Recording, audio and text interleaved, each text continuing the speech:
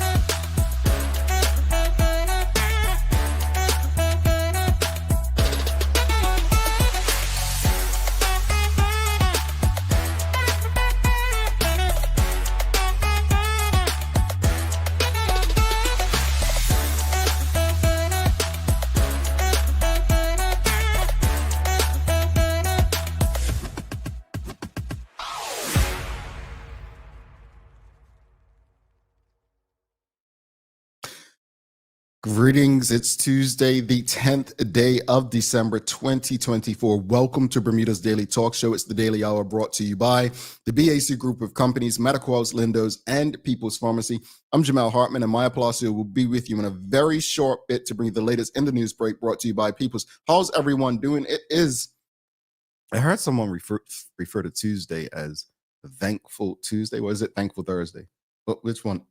It makes more sense, Thankful Thursday, because it's TH, right? But anyway, happy Tuesday. I'm just going to stick to what I know. Happy Tuesday to everybody. How's everyone feeling? Look, 10 days into December, very close to the end of another calendar year. It's the holiday season. There's lights everywhere. Hopefully everyone's, looking out for others, making sure your neighbor's good, making sure that even those who find it hard around this time of year, don't have the family and the like, making sure that we're doing our part to ensure that they feel good, they feel loved, that they feel covered.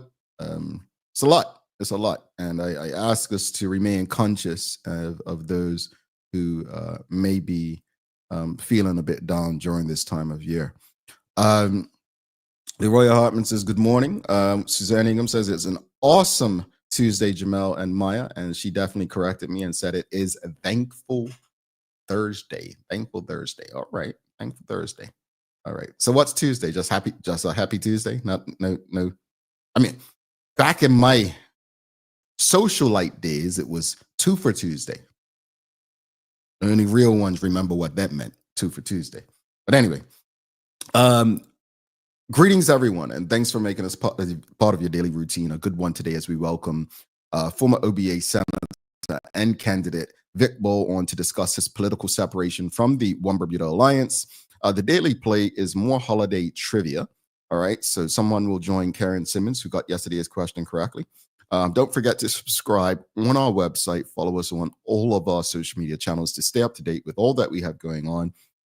Help us grow beyond the mic as we do our part to continue to improve our community. All right, let's bring Maya Palacio in for the Daily Hour news break early, and then we'll have an extended conversation after the first commercial break with Vic Ball, former senator and candidate of the One Bermuda Alliance. Suzanne Ingham, she says my neighbor says Tenacious Tuesday. Okay, I could get down with that. I like that, Tenacious Tuesday. And Hedeline Swan says season's greetings, JH, and a season's greetings to you too, Sister Hedeline. Let's bring Maya Palacio in for the Daily Hour news break. And like I said, after that conversation, immediately after the commercial break, which follows, we will have Vic Ball on to discuss his situation with the One Bermuda Alliance. All right.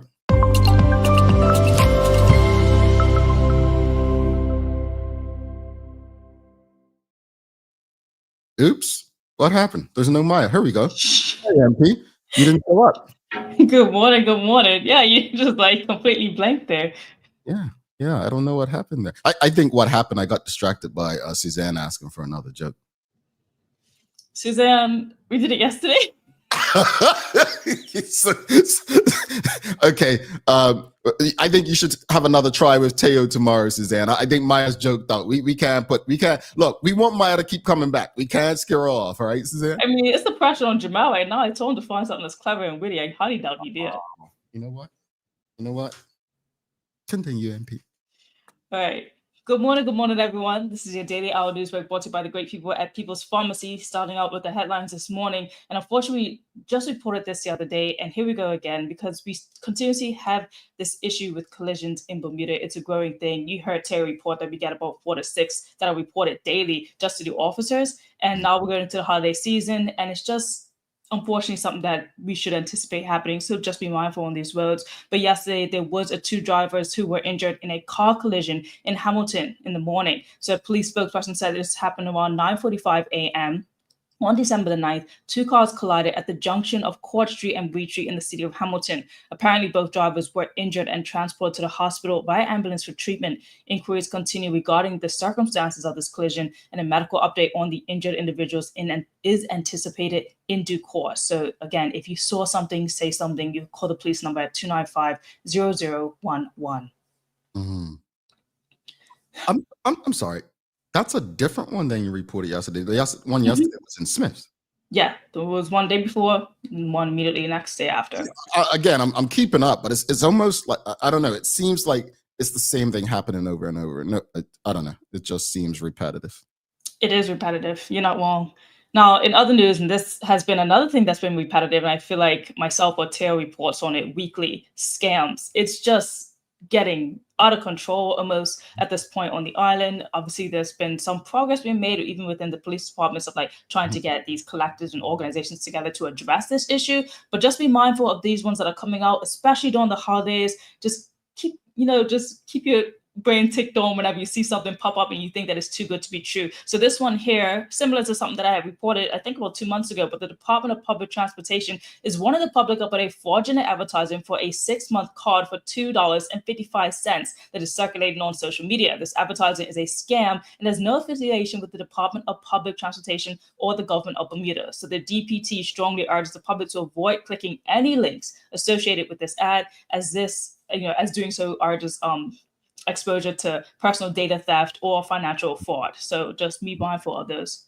Yeah, I was watching ABC News in Atlanta yesterday, and I was just like, the amount of scams, especially elderly. And I've said this before when we've spoken about scams is, folks, as we get older, and all of us, if we're privileged, blessed, whatever, to get older, we're gonna face this kind of stuff, and it's important to have people around us that are gonna look out for our best interests, because there's the way, especially during the holidays, right? Mm-hmm. It's so easy to get scammed, and I think we have to really fix our attitudes like it can happen to us. It's so many different ways to do it with so many AI tools now as well. So look out for one another in that respect. Oh, definitely, 100%. If you're not sure, hang up or ignore it. Call directly to whomever. Just make sure you put all your ducks in a row.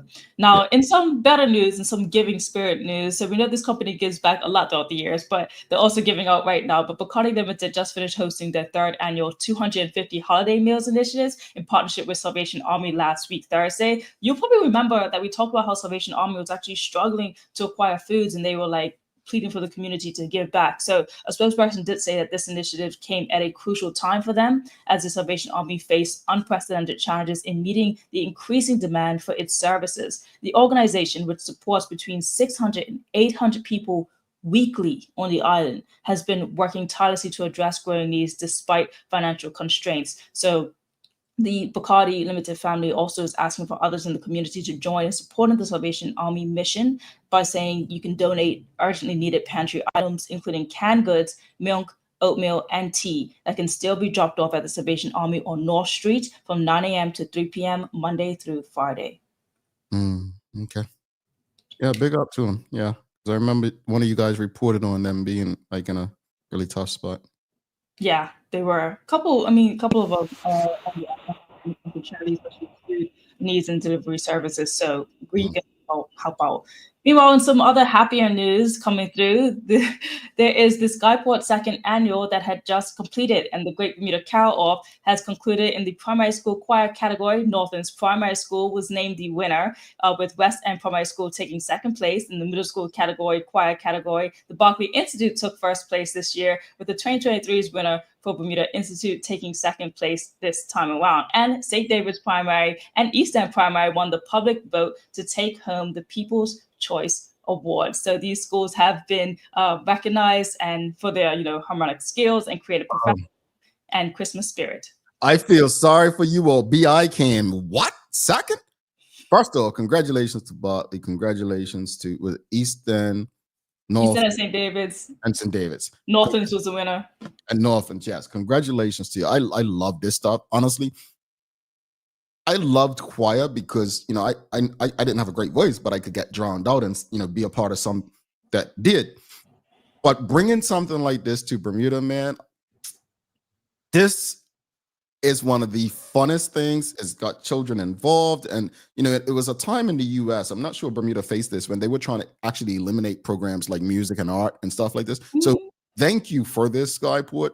I'm hopeful that we can do stuff like this throughout the year, like have our choirs perform throughout the island. Like when you're having harbor nights or whatever you got, like get your schools out, get them performing. I know brothers, you go figure out who they are, Bermuda Small, who literally go church simply to play the drums because they, there's not many options to kind of do live band a lot. So folks, people are looking. If you are having an event, Bermuda College having a gala, Bacardi celebrates 60 years in Bermuda next year. I think it's 60. Like, bring these choirs along, man. Mm-hmm. All right, I'm done. That's my rant.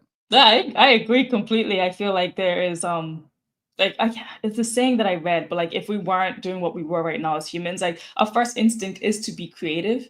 Mm-hmm. Is to do something with our hands or with the natural gifts that we have. So it's definitely something that I think is really great to have on the island, because I know they had this choir thing when I was in primary or middle school. I think my school would ache down. Like, honestly, I'm just saying. Where's Cedar Bridge? Come on now, let's represent. Where's our? I said back in my day, but no, yeah, Cedar Bridge. Come on. Come on now. Well, I like to close it out with some sports every morning. So this one's really, really quite an interesting story. So this 16-year-old just did something so historic in the 200 meter. Let's take a look at this story. Guess what just happened? We just saw Gout break the 16-year-old world record because the previous time was held by a pretty special sprinter. That's right, it was held by Usain Bolt, whose time of 20.13 seconds was the previous 16-year-old world record. This is insane. Gout just took down the objective greatest sprinter of all time from his teenage years. But he didn't quite get the world youth record, as that time still stands with Ariane Knighton at 19.84. But Knighton did achieve that time when he was 17, back in the 2021 Olympic trials. But we really need to sit back and appreciate what we just saw from this 16-year-old Gout. But his final 100 meters were honestly shocking. Just look at how much distance he puts on the field when he really, really gets into his top running. Moving into 2025, I would not be surprised if he can go under 20 seconds, which would make him one of only 2 athletes under the age of 18 to ever run under 20 seconds. My word. His stride at the end. How tall is he? Right? That was completely fast movements right there. But looking into that, I started to think, okay, well, what's Bermuda's 200 meter record? And this is just for all ages, not for under 16. But do you know what it is for Bermuda's 200 meter? I don't, but I can. Is it Bean or Douglas who has it? It's Douglas, 4-time Olympian Troy Douglas. And the time that he has the Bermuda record is 2:30. Sorry, 20:30. Oops. 20:30. Okay. Yes, 20:30. I wrote that down wrong there, so apologize for that. But yeah, 20:30, 20 seconds and 33 milliseconds. That shows you how fast it is. Wow. Yeah, it is a fast time. And Bermuda hasn't had a track athlete in the Olympics for quite some time. We got Janai Parrish came back with the track and field, giving us a triple jump. But it would be nice to see some sprinters out there for Bermuda once again. But yeah, 2020 Olympics, it's looking like him. Maybe I should stretch it out, get ready. So we'll close out with some weather today, as you guys have a great conversation coming up. It's looking like mostly sunny after some early clouds that are going to cover up in the morning time period. And we got a high of 72. Shouldn't be that much wind, a little bit light, varying throughout the evening times. But yeah, at least the temperature's looking pretty decent, but still bring a jacket. All right. Well, thank you for that, Maya. It would be very harsh to ignore today's. It's not fun. And it's something that I guess is as relevant and important in 2024 as it was when it was founded in 1950. Today is Human Rights Day. It was formally established worldwide when it was declared by the United Nations in 1950 to commemorate the Universal Declaration of Human Rights that had been created 2 years earlier in 1948. Some countries had made their own individual proclamations about the day. In the United States, this was made official when President Harry S. Truman made a Human Rights Day proclamation in 1949. Now, didn't Bermuda's Human Rights Act become wasn't it 1981 or something like that? 1980, 1981? I'll have to look in Bermuda trivia. But that came so long after 1948. That's a generation later, right? That's a time. I could tell you Maya's looking to get the answer for me. How we operate. I can get Human Rights Act of 1981. What was it? 81? 1981, yeah. Thank you, MP. Think about that. And I think it's important for us to understand this day, how important it is. I don't know if people really understand, because we have so many things we never had, that the fight for human rights is as strong and needs to be as strong as ever. Just because we have, let's say there's 26 letters, just because we have the first four, A through D, doesn't mean that we can rest and relax. There's a long way to go. A long way to go. And I hope everyone understands that. I know that was serious, so I got a little joke for you. Here we go. Folks, you're going to be sitting up listening to two bold men talk for the next 40 minutes. So I think it's only appropriate that us hairless fellas put a joke on ourselves. All right? That was actually funny. Go ahead. Wow, really? All right. What did I don't know. Well, this is the first one I opened up to, folks. What did the bald man say? What did the bald man say when he received a comb for Christmas? What did the bald man say when he received a comb for Christmas? What did the bald man say when he received a comb for Christmas? Thanks for my rake. He said, I'll never part with it.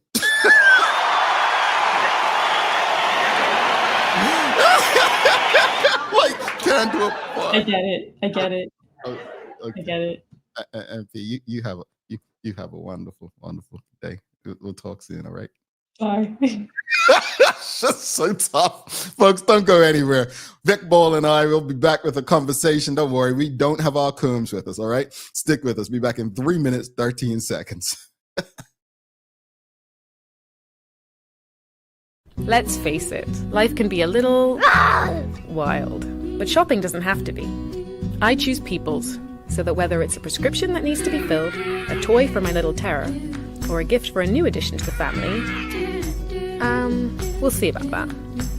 Everything's available in one convenient location. Some call it People's, I call it my one-stop shop in the city. People's, we're here for you.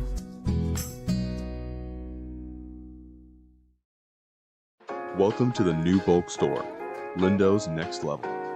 Wake up in the morning with enough coffee to keep you running throughout the entire day. Your pet at home deserves the best. Stock up on dog food to keep your puppy happy. Need a quick tasty lunch at home? Your chicken nuggets will be jumping right out of the freezer. What's a movie night without popcorn? You can never have too much. Lindo's Next Level. Why go anyplace else? Unlock your business potential with BDC's General Microloan, offering up to $30,000 for Bermudian small and medium businesses. Whether it's for inventory, working capital, or equipment, we provide 100% guarantee on approved loans. Simple application, low interest rates, and fast processing. Apply today and make your business dream come true.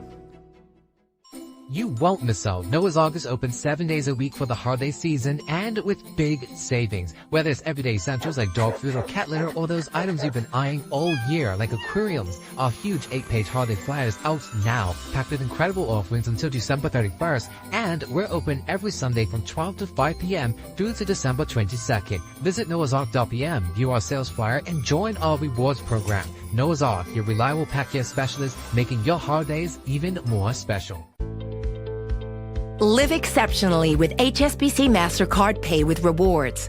Transform your points into what you love. and get closer to winning an unforgettable trip to Dubai or one of 3 luxury experiences in Bermuda.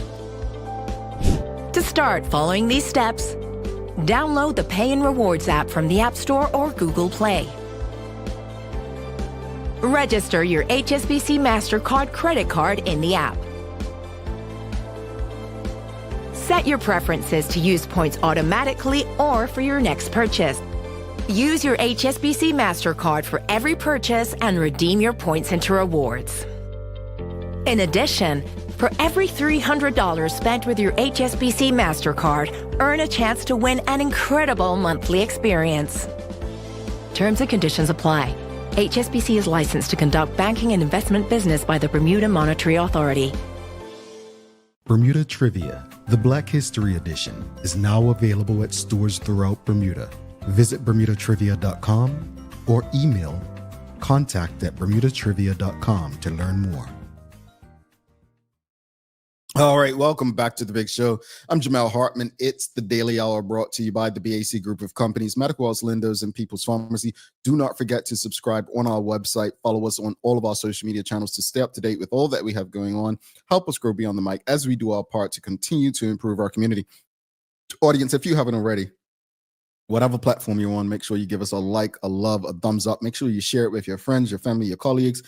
Make sure everyone who is a critical thinker, a person who loves their community, Bermuda, has access to these conversations. These are brainstorming conversations where we engage and we learn from one another. All right, without further ado, before we bring our guest in today, I just want to be very clear with everyone, with the audience today.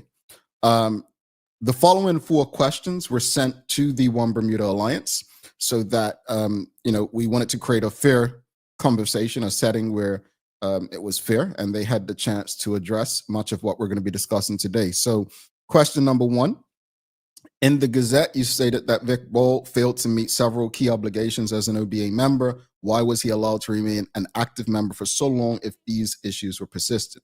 The second question sent to the One Bermuda Alliance was, with hindsight, what steps could the OBA have taken earlier to prevent this internal dispute from becoming so public? What attempts were made to resolve the issue?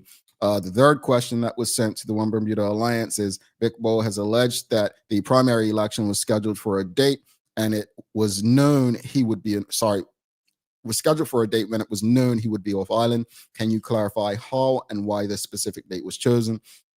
And the fourth question that was sent is, Vance Campbell's decision to cross the floor to join the OBA sparked this internal dispute. What assurances can you give that his integration into the OBA was handled according to party rules? Now, I'll read to you the response that we received from the One Bermuda Alliance. Give me 2 seconds. So the response that we did receive from the One Bermuda Alliance, having sent those questions, was, this has been an internal matter. There will be no further comment. All right. So again, we did connect with the One Bermuda Alliance prior to this conversation, and that was the response that they got, that we received. This has been an internal matter. There will be no further comment. However, we do have Vic Ball, Jr., former OBA senator and candidate, joining us this morning. Let's give him a warm TDH welcome. And audience, feel free to ask any questions or comments that you have. Greetings, sir. Welcome. How are you? I'm fine, thank you. How are you? I'm good. As a, hairless person, did you find my joke funny? Well, I'm gonna have to agree with Maya. That was a little on the dry side, but I did get a little chuckle. I got a little chuckle out of it. Yeah. Tough crowd out here, man. Tough crowd. I love putting people on the spot about that. But first of all, thanks for joining us. Thanks for having this conversation, being open. Thanks for inviting me, and thanks for having me as well. Many of this conversation, I'm sure the audience as well will ask you a lot of what has already been asked about from the One Bermuda Alliance, and I did share those questions just so people know I'm not in cahoots with Mr. Ball. This is not me as a team trying to bring the political entities down. This is literally just us having an engaging conversation with the general public based on what all of us have read, seen, and heard over the last few days. But before we even get there, I want to go back. I want to go back a few years, because You first joined the One Bermuda Alliance under Michael Dunkley's leadership. Correct. Honorable Michael Dunkley. What made you want to get involved politically, specifically with the OBA at that point? At that point, I believed that Bermuda was transitioning, and I believed at that time that the One Bermuda Alliance was the best option for getting out of this race politics that Bermuda has and is still in. At that time, it was Michael Dunkley had invited me to come. At first, I rejected him, but then I thought about it and said, you know what, let me, put my head into the ring, so to speak.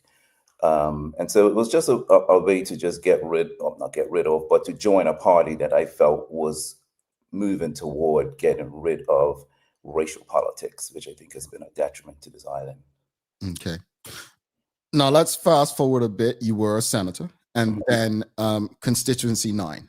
You were the candidate for Constituency 9 in the 2020 election. Now that constituency was never seen as a PLP stronghold. You were unsuccessful in that election. Why do you believe that a seat like that was not a successful one for the OBA with you as the candidate? And if you remember, there were about 5 seats that were lost at that time. And I think the reason for my losing as well as the other 5 were quite the same. The One Bermuda Alliance at that time did not have 36 candidates. I believe we only had 31 candidates. So I think that would have turned a lot of OBA members off. Additionally, at that time, it was COVID, the middle of COVID. And so people would have been afraid to come out. And then especially if you don't have 36 candidates, so why am I coming out and risking myself during that period of time? At the time, I also, John Barrett also was canvassing with Vance Campbell at that time. So I think that had some influence with persons, either one not coming out or changing their vote. So with, that combination of things, and then 150 people didn't vote at all that were previously voting for the OBA, they didn't vote at all. So I think with that combination of things, I think that was the reason why I lost, as well as the OBA lost about 5 or 6 seats at that time that were predominantly OBA seats. Since that time, though, I have definitely tried to make sure that I'm going to win that seat back. And I believe that I was on course to do so until this untimely event took place. Well, I mean, you've been an extremely visible asset for the OBA with your, opinion pieces in the Royal Gazette. But how visible have you been in the constituency since the last election? I have canvassed in areas like Pokio, Vermont, Lightbourne Lane. I've canvassed those areas 3 times. I've made a lot of birthday calls. I actually had a canvassing event scheduled for Gilbert Hill on April the 29th that was canceled by the leadership of the OBA because I wasn't rolled out as a candidate, which I found to be a little, you want me to canvass, but because I'm not rolled out, you're not going to assist me with canvassing a whole area. So the writing's kind of been on the wall, I guess, for a little bit with the OBA, but I believe I've been visible. I've been visible on national issues. Like you said, I've written numerous opinion pieces, and I would not to pat myself on the back, but I think I've been one of the leading candidates in the OBA in putting forward opinion pieces on national issues that, kind of highlighted what was going on in the country where the PLP were, in my view, failing at that time. You mentioned you hadn't been rolled out. I mean, the OBA has been rolling out candidates for pretty much the better part of the last year and a half. I guess probably from a public perspective, it was just assumed that you would be the candidate for Constituency 9 since you remain visible in writing opinion pieces and the like. But why were you not rolled out? Like, was there a thing where you would just canvass and not be rolled out? Like it was assumed, like the public maybe? No, there was a period where I'm self-employed, and I had an issue with Customs Department where they confiscated $30,000 worth of my product for 8 months. So that left me in a bit of a financial bind. And during a period there, I decided I had started a business abroad in Barbados. I started 2 more businesses in Bermuda. And that was just to shield myself from this potential financial happening again. So in that regard, I was asking the OBA and had been in contact with the OBA on a few occasions that I'm not prepared to get rolled out now. I believe, and it could be mistaken, that it could be just a road customs issue, but I believe that my opinion pieces and me being such a visible target may have impacted me in that way. So I asked the OBA, give me a little bit of time. And had just had a conversation with Ben and Jerry in July, because I just opened up my last business in June. And so I said, you know what, I think I'm ready. I'm good. I'm financially in a better place. I have more streams of income to shield me from any hardships. And we agreed that I'll be rolled out in September of this year. And then on August 26th, 1 hour before they rolled out vans, I was told that they're going to roll out vans, and he's in that particular position. So let's talk about that. This is the big issue. When Vance Campbell crossed the floor, what was communicated with you as far as Constituency 9? Was it that, oh, he's just going to, and you said 1 hour prior to it happening, was it communicated that, he'll be coming over and he'll be taking over that seat, or was it that he's just crossing the floor for now and we'll discuss what happens later? Like, how did that go? It was put to me that he will be taking the seat, and basically, if I want to, run anywhere else, then I would just have to come in and talk to the candidate select committee. I did go in and talk to the candidate select committee, and I, let them know that I've been that candidate for the last 4 years. So, like, how was this able to take place? And that, I wanted to run in Constituency 9. And that's when they asked me, they said, well, if you want to challenge the decision, then you should go out and get 100 signatures. And, and then you would force an internal primary. So I took them up on that challenge. I don't think they expected me to do it or to get the 100 signatures. But I ended up getting 123 signatures quite quickly. And once I gave it to the OBA on September the 20th, I've pretty much had radio silence ever since. Like, they just wouldn't communicate with me. Interesting. Audience, if you have any questions or comments, please send them through. We'll get through as many as possible. Charles H. Jeffs II, he just says, hasn't Mr. Ball been listed as a candidate for C9 on the OBA website until recently? Is this true? That's true. I have. I was listed on the website until, a couple of days after they wrote out vans. So I've been on the website as the OBA adopted candidate for at least 3+ 4 years. Okay. Just want to go into the questions that were sent to the One Bermuda Alliance. Now, they did state that you failed to meet several key obligations as an OBA member, and they were asked, why were you allowed to remain an active member so long if these issues were persistent? That same question to you. What did you fail to do as a member, and why do you think this situation had to happen for them to take the measures that they did? That's a good question, because I was looking at that and I read that as well, and I was a little bit confused as to what they're really referring to. So when you asked that question, I was hopeful they would give an answer, because that would help me to understand exactly, what it was. There is only one thing that they maybe have something to talk about, and that is when I canvassed, I didn't put it into the system. But I mean, other than that, they said that I wasn't financial. Well, you can't expel anyone that's not financial. So I don't understand, some of the other things that they said. And I would love for them to elaborate, because I don't know exactly what they're talking about either. Okay. You did mention that you were canvassing in certain areas over the last few years, but Sean Smith's asking, over the past 4 years, were you canvassing with a team? If so, did anyone on your canvassing team give you any hint that this is coming?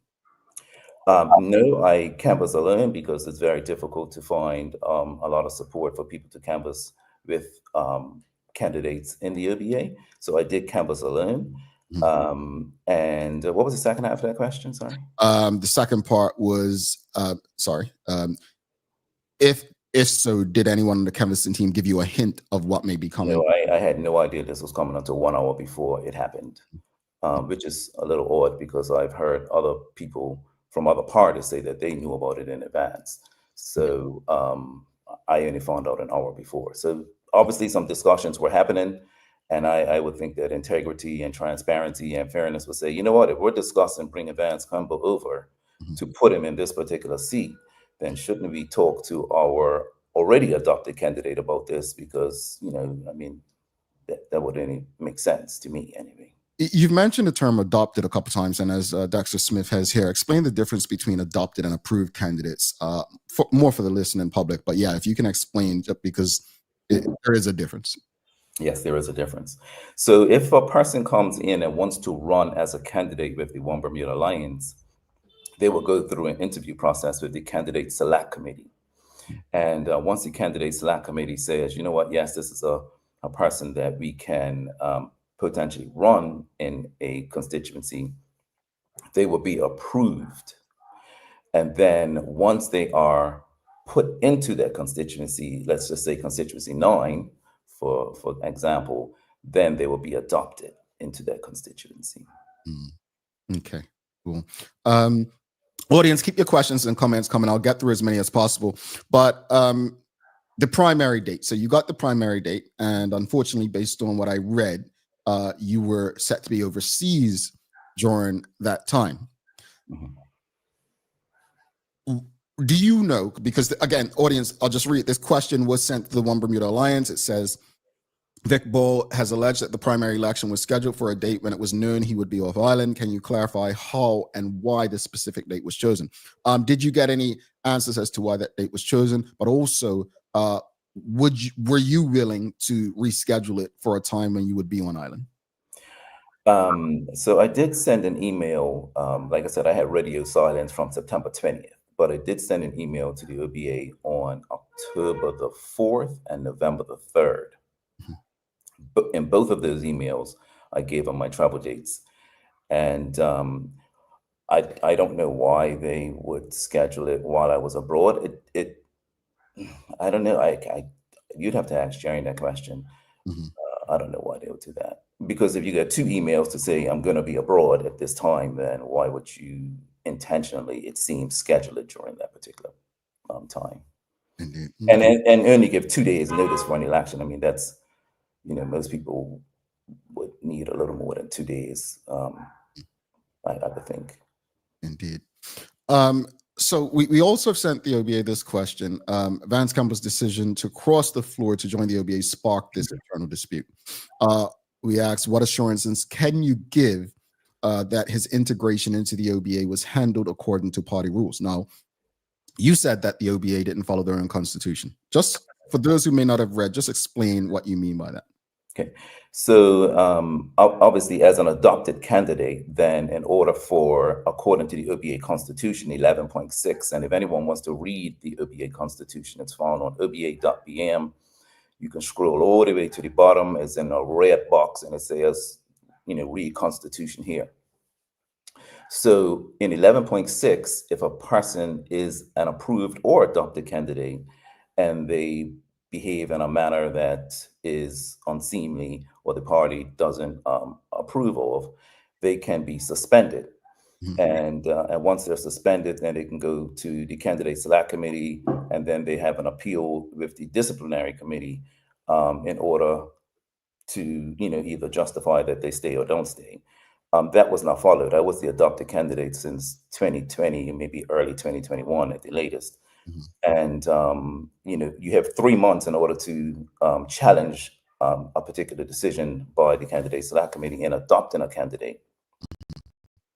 And since I have been in that particular constituency for 3 or 4 years, you know, that 3-month period had long been going. So if they wanted to get me out of that position, they would have to follow their own constitution. And Jarian is a compliance officer with a leading law firm in the country. So he should know about following rules and following policies and following the Constitution. This is a messy situation, I think we can all admit. It's easy to ask the One Bermuda Alliance, how could this have been avoided on their end? You stated just now, earlier during this conversation, that you were not putting your stuff into the database when you were canvassing. So that's something that you could have done to help avoid this, right? What else could you have done to possibly avoid the situation that became what it is? I don't know what else I could have done because I only found out an hour before. I mean, if they, okay, so if there was a timeline that was put out about Vance Campbell's political career. So it started in 2017 as a senator. In 2020, he was got into the House. In 2022, he went to the cabinet, and then in 2024, it says he tried to become the sitting MP or the candidate for constituency 15, and he lost. A few days later, he resigned from the cabinet, or as I was made to understand, the Premier Burt told him he has to go. And then on August the 22nd, he went back to his own branch in the PLP, and they no longer had confidence in him. And they rejected him, and I think they were going to put someone else in his place. But what's ironic is that when the OBA communicated with me, they said on the same day, August 22nd, he became the candidate, or he had agreed to become the candidate for the OBA. So I'm wondering how on the same day that is being brushed aside by the PLP is the same day that he is being approved by the OBA. So it seems like it was either a very sudden, short-sighted decision, or, as I believe, conversations have been taking place with Vance prior to that. And if you're having conversations to bring somebody over and promise them a seat, or the seat that they're currently in, and someone else is already adopted into it, then I think that the OBA, if they would have had a conversation with me about it, they could have avoided it, because I would have already told them, like, this, I don't agree with it. And then at least they could have made a decision knowing that I don't agree with it. But I believe they made a decision thinking that I would agree with it. And I don't know why they would do that. Like, it's boggling to me, actually. You're a football guy. You had a good career for Devonshire Colts, so you get football and this term I'm about to use. This was one of the most incredible own goals, if there ever was, in politics for 2024. I think, as I've read over the weekend what happened both sides, and I listened to you today, this is one incredible own goal that was so avoidable. It was extremely avoidable. And I guess the question is, when you went public, what was your intent to go public? What were you trying to achieve by taking this public? Well, first, I want to make it known that I wasn't the one that passed any of this information on to the press. The press received this information from another internal source. And then the press called me. Actually, they were trying to get a hold of me for a few days, but I was in Barbados, so they weren't able to reach me. And then, just doing some canvassing while I was in Barbados, one of the persons told me, you know what, I told Jarian that I'm going to leak it to the press, and I did. What was I trying to get out of it when I spoke to the press? Well, if the OBA is not going to respond to me, and I'm asking you over and over, like, about the Constitution, have you followed the Constitution? As a matter of fact, I'm telling you, you haven't followed the Constitution. So as the Constitution stands, I'm still the adopted candidate, but you're going out in public and announce Vance as the adopted candidate, and I'm trying to deal with it internally for 3 months and getting blanked. So I'm like, okay, well, if the press is calling me about it, then, here's my opportunity to, now the OBA is going to have to answer the public. If you don't want to answer me internally, then now you can answer the public. And I welcome the OBA I welcome you to invite Jarian on and tell him how I was removed constitutionally from the being as the adopted candidate of C9, and how you would put somebody else in that place when the adopted candidate hasn't been removed constitutionally. I don't know. And as an own goal, definitely, it was definitely an own goal. You've been one of the most vocal critics with the pen against the Bermuda Progressive Labour Party. prior to even returning to government in 2017, you were very clear as to your issues with them. You articulated, very well as to why they're not the best option to lead Bermuda. However, this seems like one of the greatest assists to the Bermuda Progressive Labor Party at this point. What are your thoughts on pretty much handing the PLP another 4 or 5 years because this issue couldn't be resolved internally? Well, I don't consider it handing the PLP another 4 or 5 years. I just believe that so listen to this as an example. There are some people that are in the Progressive Labor Party that can do all sorts of madness, and it kind of goes with their brand. Like you kind of say, all right, you know what, they done that, and that's just who they are. Well, the brand of the OBA is transparency, integrity, fairness, and if the leader of the party is not displaying that, then it hurts the OBA. Of course, it's going to hurt the OBA. Does it advantage the PLP? Well, that's up to the people. I mean, there are other options available now. There's the FDM, and then there's the independents. But I believe that the leader of the OBA has compromised himself in this regard because that was his brand. His brand is I'm fair, I'm going to govern with integrity, I'm transparent. And in this particular instance, it doesn't appear that that is the case. His brand has certainly been tarnished. And then I guess the OBA needs to decide whether they want to carry that into the next election. So if I'm trying not to assume, I'm just trying to read beyond what you're saying. You're basically saying that if the OBA wants to be successful, Jaren Richardson probably needs to resign as the leader. His brand has been tarnished. I mean, unless he can come onto your show and tell you how his cousin Vance Campbell was put into this place, and which is considered nepotism. And I knew that in my particular opinion pieces, when I see the PLP doing stuff like this, I call it friends and family. When you're not following the constitution of your own party, and if the PLP were to do it, or the PLP weren't following procedures or weren't following policies, I'll call it corruption. So I think that the internal mechanisms of the OBA need to decide whether or not they want to carry Jaren into the next election. That's not for me to decide. I'm not there anymore. Got you. Well, I did try to find out if there was accuracy, because that's a strong statement in saying that Mr. Campbell and Mr. Richardson are relatives. And I did find out that, again, not sure how accurate my source is, that they are not in fact blood relatives, but through marriage. And, depending on how you look at it, that's still, family, right? Depending on how you look at it. But I just wanted to bring that clarity.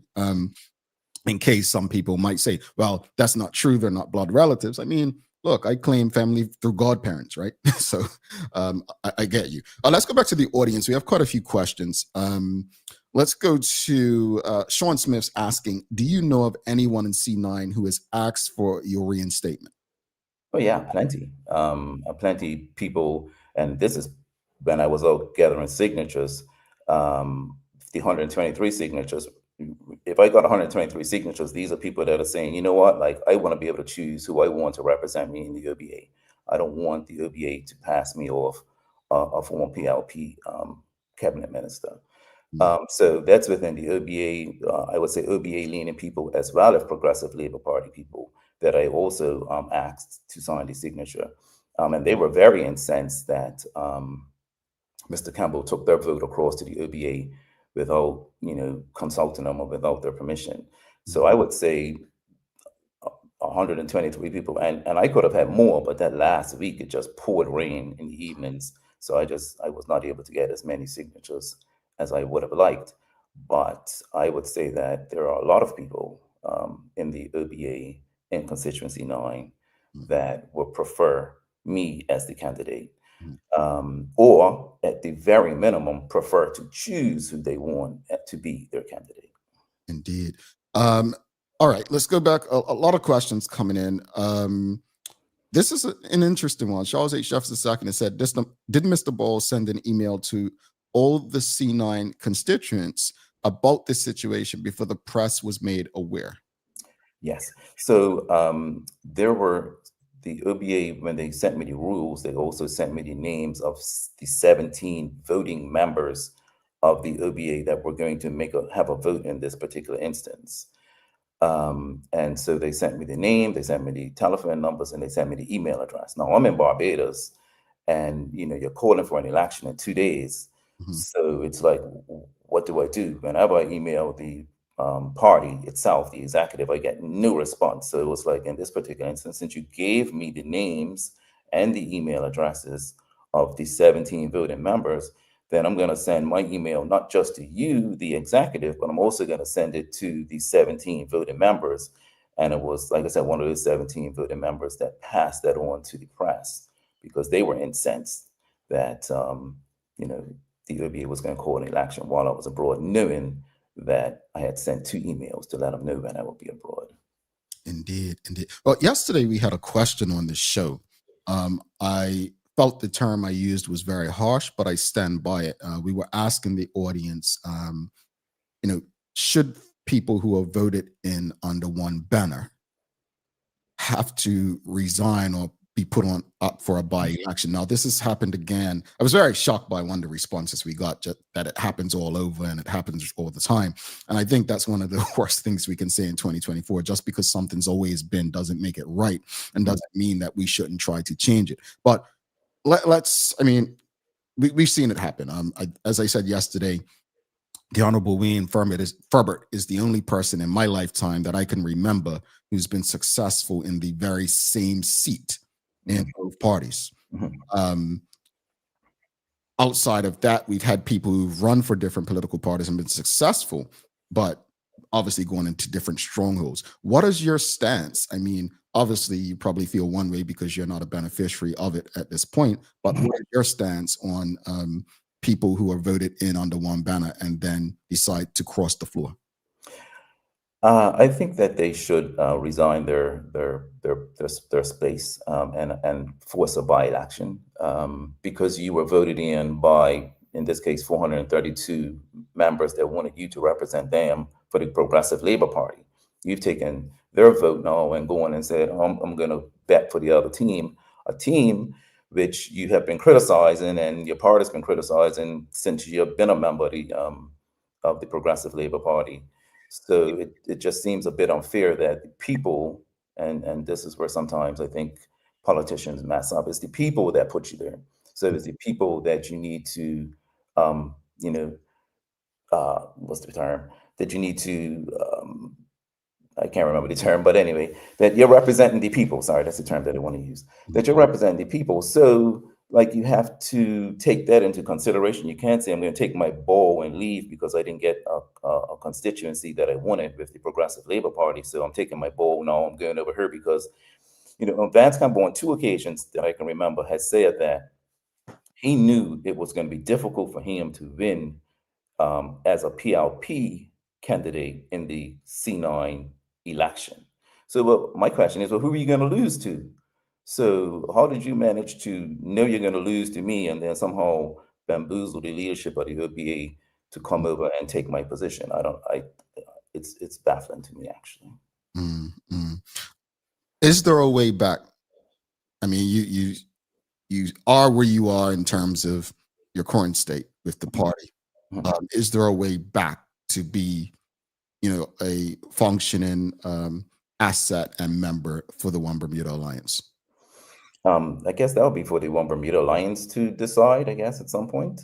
But I believe that I can function without the One Bermuda Alliance. I believe that I can be an asset to Bermuda, which has always been my goal. I just want to be an asset to Bermuda and to provide political commentary that, opens people's minds as to what's going on and alternative solutions, or, just a different perspective on what's going on in the country and how it impacts us today and how it would impact us in the future.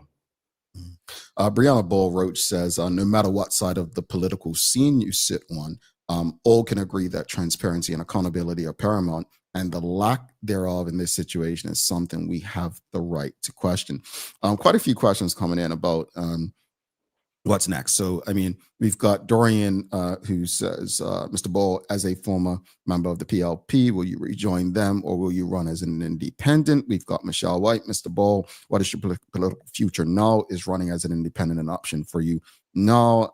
We've also got Mark Arthur C. Phillips asking Mr. Ball, if you're unable to reconcile your differences with the OBA, what is next for you? I think, I mean, right now in C9, I believe there's an independent candidate. There's Shamari Talbot Woolridge of the PLP. Looks like it's going to be Vance Campbell. If you were to, like, I mean, what are your plans next? You've got the FDM who might be looking to fill some seats. We've got going as an independent as a second one in that same constituency or elsewhere. Would you rejoin the PLP? Have there been talks with the PLP? Also, there could be a way back for the OBA. At this point, I'm just going to be neutral. I'm just going to be, and I'm not using the term independent as in joining the sworn independents. I'm just talking about, I'm just going to be independent in my political views. And if an option were to make itself available, then I would choose the best option. I don't think that I would join the Progressive Labour Party, not at this point anyway. But at this point, I would just be an independent political commentator. If the election were called today and say it happens in January, February, and the three people on the ballot, we know the PLP candidate, we believe the OBA candidate, and the independent, what would you advise them if those were the three options? What would you advise the people in C9? I would say choose the person that is going to best represent your interest.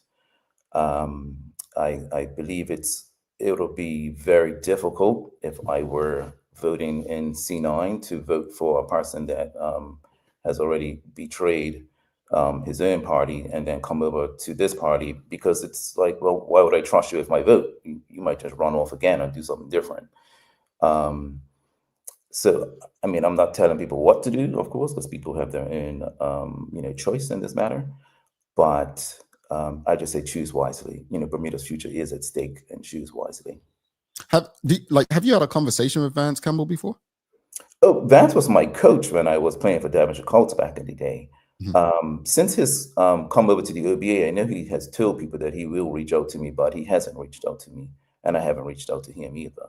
And like Vance as a person, I don't have any issue with Vance as a person, but Vance as a politician, I think it's been a bit opportunistic, and to see is what it is. All right. A message to the people of Bermuda. Obviously, we've spoken about transparency a lot today. Fairness. What do you hope the Bermudian people take away from this situation? So Bermuda back in the day, that's the term I'm going to use. If you spoke out, against the powers that be, or if you highlighted any corruption, or if you highlighted any area that was negative to that organization or to that person, there were consequences for that. We've heard stories of people losing their homes. We've heard stories of people losing jobs. We've heard stories of people losing this, that, and the other. This is 2024, and the type of decisions that are made that, we shouldn't be making them type of decisions anymore, where you can just say, I'm just going to do it and you just got to deal with it, or you do it, I'm going to expel you if you talk about it. First of all, there's a term called the freedom of expression, which is in the Bermuda Constitution. So expelling somebody for expressing their freedom, which is found in the Bermuda Constitution, is wrong within itself. It's like I tell you, this is a really baffling situation to me. Indeed. Well, thank you so much for this conversation and providing clarity. We can discuss this a lot longer and go into many more details, but appreciate you being open to having a discussion on such short notice. And if there's any developments that take place, please let us know. We'll be happy to engage our audience with them. But all the best. Hopefully you don't stop writing your opinion pieces in the Royal Gazette, because I think a lot of people, when they're shared through social media, hey, this makes a lot of sense. I think the term neutral you mentioned earlier would probably be actually more well received in the public. So thank you for what you've done so far, and I wish you the best, whether that's reconciling with the OBA or moving forward with something new. But thank you for your time, Mr. Ball. Thank you for having me. I really appreciate it. And I just sent a message to the people of Bermuda that, there is an election. I guess it's soon coming, and to choose wisely. Thank you so much. Have a wonderful day. You're welcome. Thank you. All right. Vic Ball Jr., folks, if you appreciated that conversation, please give us a thumbs up, a love, a like. Make sure you share it with your friends, your family, your colleagues. I'm going to say this publicly on here. Something tells me the Bermuda Progressive Labor Party just created a political ad from that conversation. Something tells me their editors are going to be at work. We're going to take a quick break. We'll be back in 2 minutes, 41 seconds. And let's see who's going to get this question right today. Stick with us. Don't go anywhere. All right. Who was the first woman to become not just the first female opposition leader in Bermuda, but throughout the entire British Commonwealth? Dame Lewis Brown Evans. Hey, buddy. Hun, who was the first woman to serve as opposition leader, not just in Bermuda, but throughout the entire British Commonwealth? Dame Lewis Brown Evans. Mason, what did you say? Dame Lewis Brown Evans. Dame Lewis Brown Evans? Where do you find that? Mommy playing Bermuda Trivia. Mommy playing Bermuda Trivia. Oh, honey, I'm so proud of you. Good job. It's true. Children are a reflection of their environment. Bermuda's favorite trivia game, fun with a purpose. To educate, to entertain, to inform, to inspire, to learn, and to enjoy. Bermuda Trivia, all volumes now available at various stores throughout Bermuda. Visit bermudatrivia.com to learn more and follow Bermuda Trivia on your favorite social media platforms. Live exceptionally with HSBC MasterCard Pay with Rewards. Transform your points into what you love and get closer to winning an unforgettable trip to Dubai or one of 3 luxury experiences in Bermuda. To start following these steps, download the Pay and Rewards app from the App Store or Google Play. Register your HSBC MasterCard credit card in the app. Set your preferences to use points automatically or for your next purchase. Use your HSBC MasterCard for every purchase and redeem your points into rewards. In addition, for every $300 spent with your HSBC MasterCard, earn a chance to win an incredible monthly experience. Terms and conditions apply. HSBC is licensed to conduct banking and investment business by the Bermuda Monetary Authority. Take a look at our workwear for construction workers and tradesmen. Durable, stretchable in all the right places and plenty of options for tools and accessories. Pair with our wide range of tough and comfortable footwear. You can't go wrong. As you can see, Medical House really is a one-stop shop for everybody. We can't wait to see you. See it all at our new expanded location on Bakery Lane. All right, welcome back. Thanks again to Vic Ball Jr. for stopping by, former OBA senator and candidate. Folks, if you appreciated this morning's conversation, please give us a thumbs up, a love, a like. Make sure you share the conversation with your friends, your family, your colleagues. Make sure all those who love Bermuda have access to these most important conversations. Also, I want to thank the BAC group of companies, Medical House, Lindos, and People's Pharmacy for ensuring that we're able to have these conversations with you on a regular basis. It is time for the Daily Play brought to you by Bermuda Trivia, now available at stores throughout Bermuda. Follow Bermuda Trivia on Facebook, Instagram, X, and TikTok to find out why it's Bermuda's favorite trivia game. All right, it's holiday trivia. Audience, what holiday feast is celebrated on December 6th? What holiday feast is celebrated on December 6th?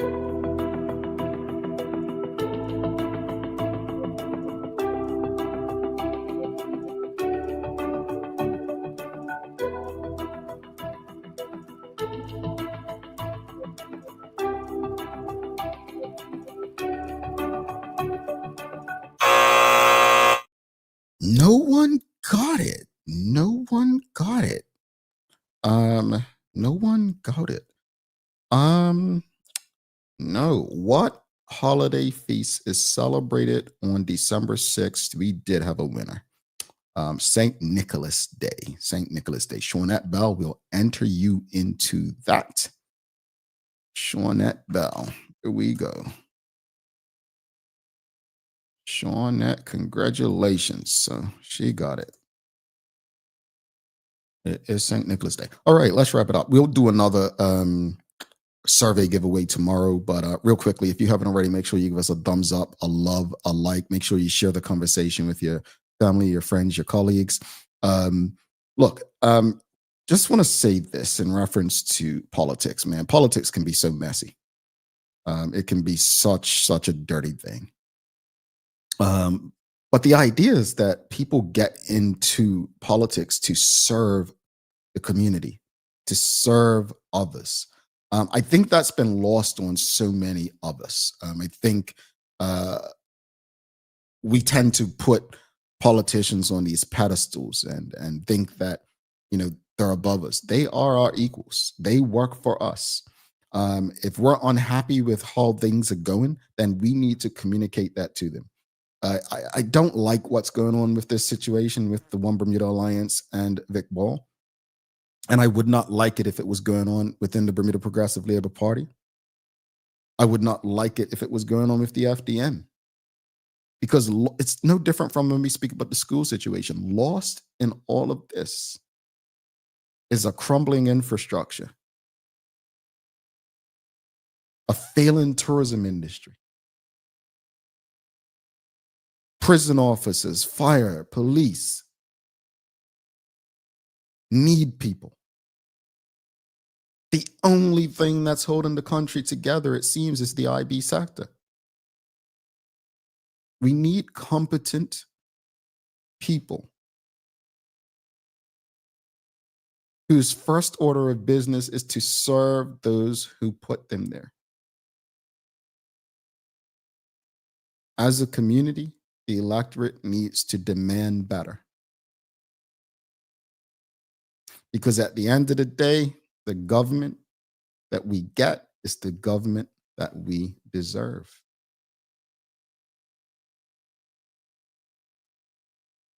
I'll leave you with this daily inspiration.